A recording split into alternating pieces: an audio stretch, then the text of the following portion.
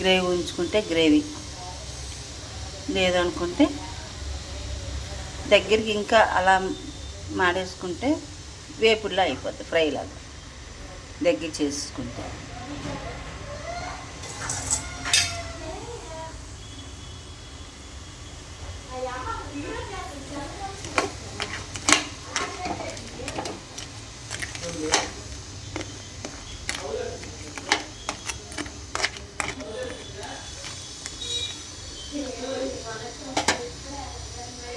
మూత పెట్టుకుంటే అలా దగ్గరికి అయిపోద్ది.